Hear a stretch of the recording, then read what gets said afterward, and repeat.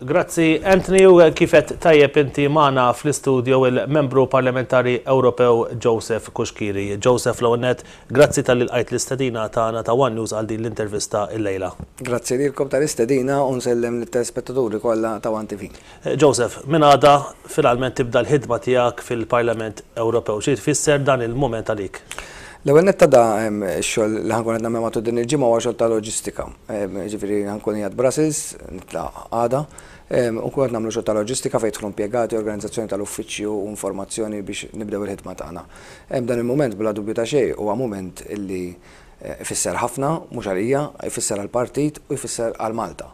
Ifisser għall-partit għax huwa raba' siġġu fil-Parlament Ewropew fisem il-Partit Laburista u jfisser għal Malta huwa s-sitt siġġu wara tant snin nistennew din il-kisba. Din il-kisba hija kisba importanti għal Malta li għandna sitt siġġijiet li huwa l-minimu li jista' jkollu pajjiż membru fl-Unjoni Ewropea u din il-kisba hija kisba għal dejjem għax ma tista' ma jista' jħod in-naħat u qatt. Ġifieri għalija b'mod personali huwa mument ta' entużjażmu xorta waħda, il-commitment ta' programm elettorali tiegħi tul il-kampanja elettorali tal-2009 għadu hemm, ħankun qed naħdem fuqu, naf li żmien huwa limitat għal wieħed fi żvantaġġ f'dak ir-rigward, ovvjament bħala priorità bla dubju ta' xejn fuq quddiem hemm il-ħaddiema. U drittijiet tal-ħaddiema u l-kundizzjonijiet tal-ħaddiema. Dak huwa l-fokus tiegħi hekk kont fil-kampanja u hekk ħankun qiegħed nibbaża l-ħidma tiegħi minn għada il-qudiem. Kif qed tajjeb inti għandek ukoll prioritajiet li se tkun qed taħdem fuqhom fi żmien li ħadd tkun bħala membru parlamentari Ewropew. X'inhuma fil-qosor il-prioritajiet illi se tkun tmexxi se tkun qed tieħu ħsieb inti kif ukoll jekk hux diġà għandek ħsieb f'ċertu kumitati li se tkun qed tipparteċipa wkoll? Hija fil-fatt di mhix kwistjoni ta' prioritajiet u hija kwistjoni ta' x'ħsibijiet ta' kumitati tkun trid toqgħod fihom. Id-deċiżjonijiet jittieħdu b'mod koordinat bejn il-grupp tas-Soċjalisti Ewropej.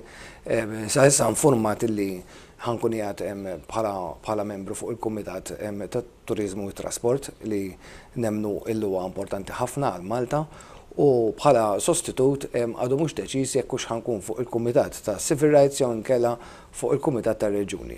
Aħna qed nippruvaw nġibu l-Kumitat tar-Reġjuni għax naħseb għal Malta jkun ifisser ħafna, imma fuq dik qatt m'hemmx deċiżjoni fejn jidħlu delegazzjonijiet ħankun qed inservi fuq delegazzjoni tal-Peniżola Ħarbija, ġifieri Saudi Arabia, Qatar u dawk il-pajjiżi dak in-naħat, u bħala sostitut ħankun qiegħed ukoll fuq id-delegazzjoni tal-Afrika t'isfel. Joseph, ningrazzjak ħafna tal-li għal din l-intervista qasira u li qassam dawn il-ħsibijiet magħna. Jiena Nadja Sallinja lura lilek Anthony sabiex tkompli bil-buletin tal-aħbarijiet.